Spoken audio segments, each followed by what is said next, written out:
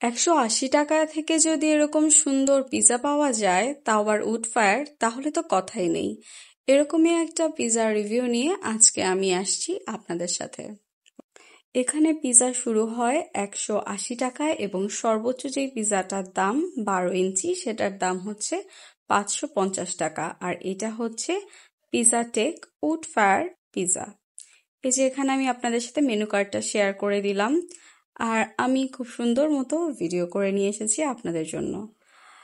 তারা খুব সুন্দর মতো করে আমার পিৎজাটা অর্ডার নিল আর তারপরে বানানো শুরু করলো। আমি অর্ডার দিয়েছিলাম 10 ইঞ্চ একটা পিৎজা। আমি চিকেন বারবিকিউ পিৎজা অর্ডার দিয়েছিলাম, আর এটাতে chicken, mushroom, black olive, cheese, barbecue sauce, capsicum এগুলো ছিল।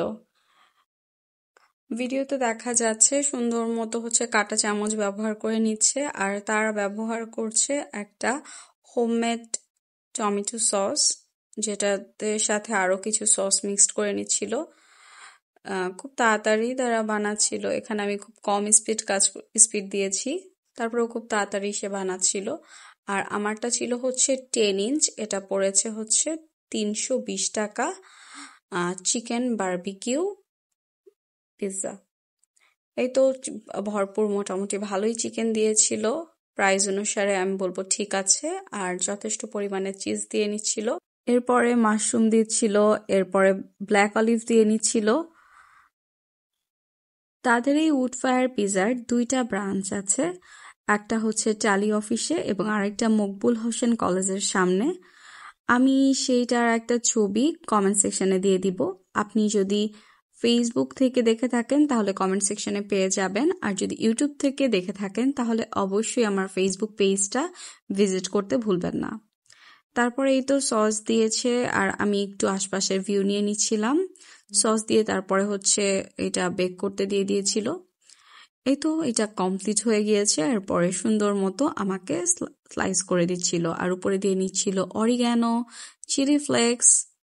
এরপরে আমাকে স্লাইস করে সুন্দর মতো প্যাক করে দিচ্ছিল।